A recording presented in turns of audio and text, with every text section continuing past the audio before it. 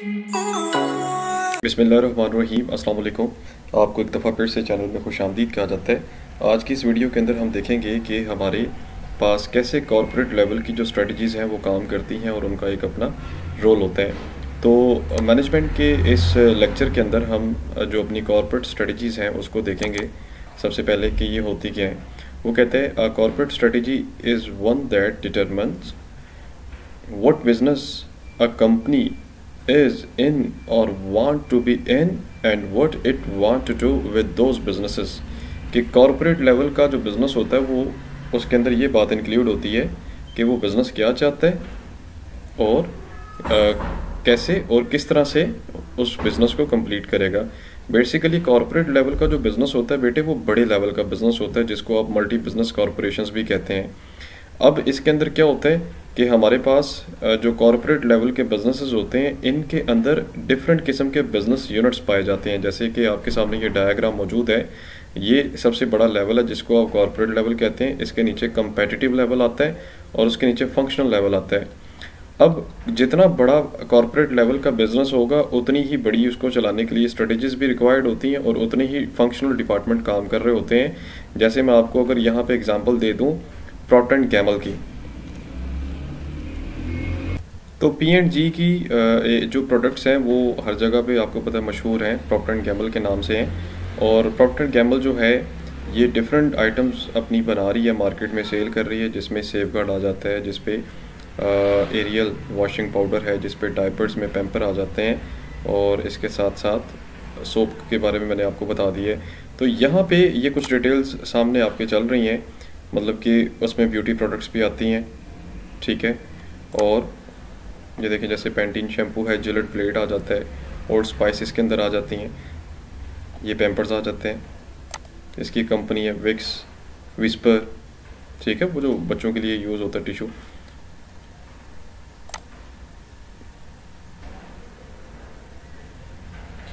And aerial, ठीक है।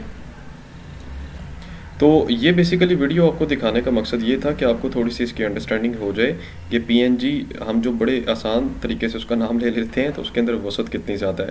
खैर कॉर्पोरेट लेवल स्ट्रेटजी को थोड़ा सा मज़ीद आगे बढ़ाते हैं। कहते हैं what are the types of the corporate level strategies, उसकी कितनी टाइप्स होती हैं, ठीक है। वो कहते हैं there are basically 3 main type of the corporate strategies are growth, stability and renewal strategy. सबसे पहली स्ट्रेटजी इसमें आती है जी ग्रोथ स्ट्रेटजी आती है। कहते हैं a growth strategy is when an organization expands the number of the market served on the product offer either through its current businesses or through the new businesses।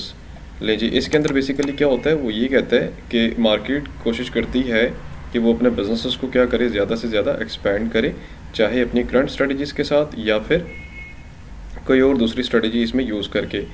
इस पे basically जो आपकी growth strategy है इस पे concentration कहाँ पे होता है जी, ऑर्गेनाइजेशन का जो प्राइमरी कंसंट्रेशन होता है वो है प्राइमरी उसकी जो लाइंस है उसको बेहतर किया जाए, इंक्रीज नंबर ऑफ प्रोडक्ट्स हों जो मार्केट में ऑफर की जा रही हैं, दिस एंड दैट। उसके बाद वो ये कहता है कि आपकी ग्रोथ के अंदर आपके पास 2 किस्म की इंटीग्रेशंस आती हैं। एक आपकी वर्टिकल इंटीग्रेशन के थ्रू कंपनीज ग्रोथ करने की कोशिश करती हैं, दूसरा हॉरिजॉन्टल इंटीग्रेशन के थ्रू ग्रोथ करने की कोशिश कर रही होती है। याद रहे मैं अभी ग्रोथ की बात कर रहा हूँ, ठीक है। और ये ग्रोथ किसके अंदर आता है, टाइप ऑफ कॉर्पोरेट स्ट्रेटजी के अंदर आता है। उसका पहला जो इसका कैटेगरी है उसको मैं बता रहा हूँ आपके सामने।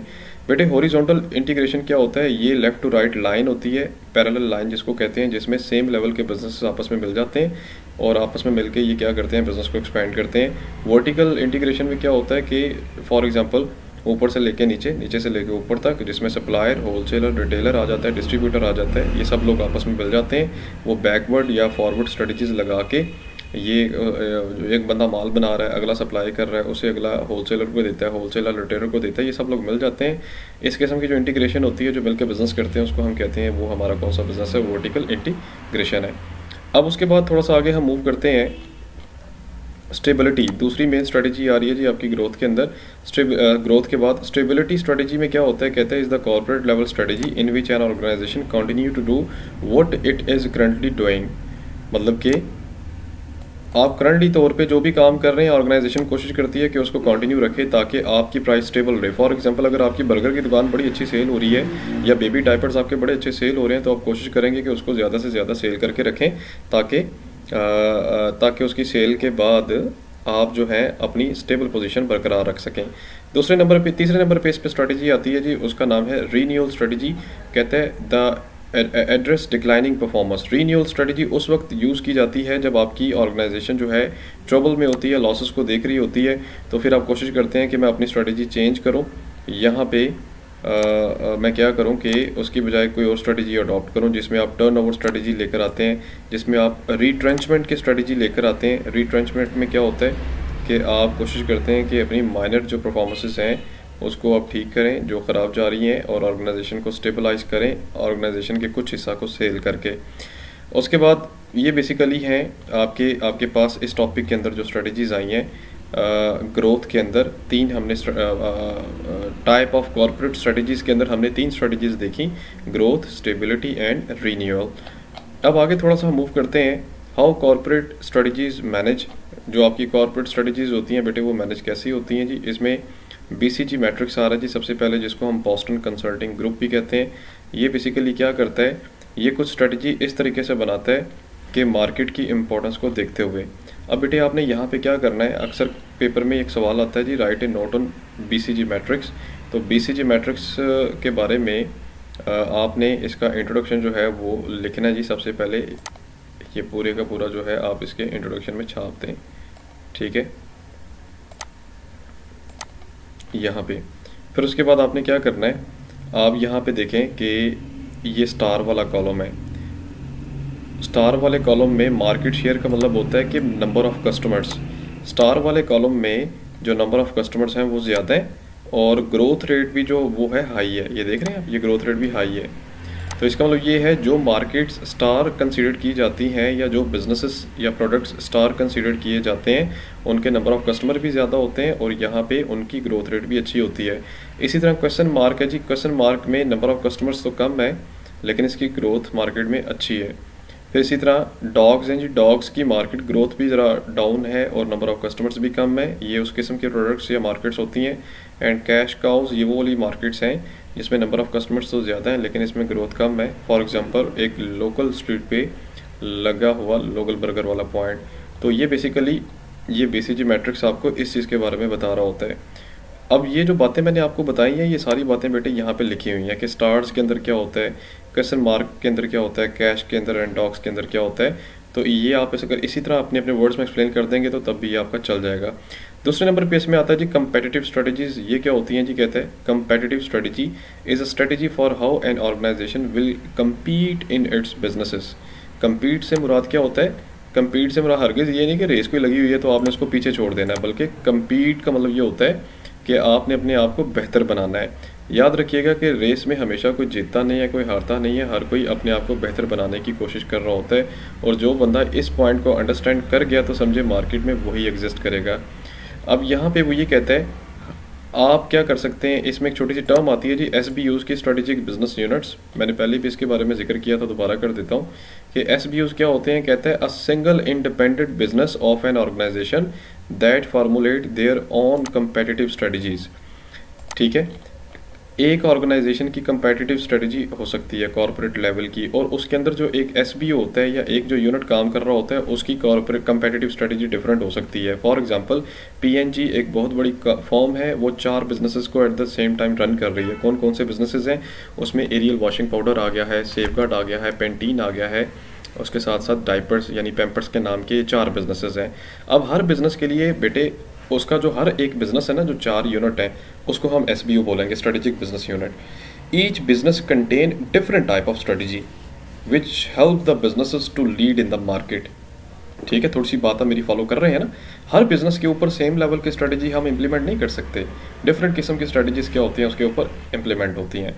The role of competitive advantages, the competitive advantages का क्या रोल होता है, रोल इसका यही है कि मार्केट्स में बिजनेसेस कोशिश करते हैं कि अपने आप को बेहतर कर सकें और पहले से ज़्यादा परफॉर्म करें।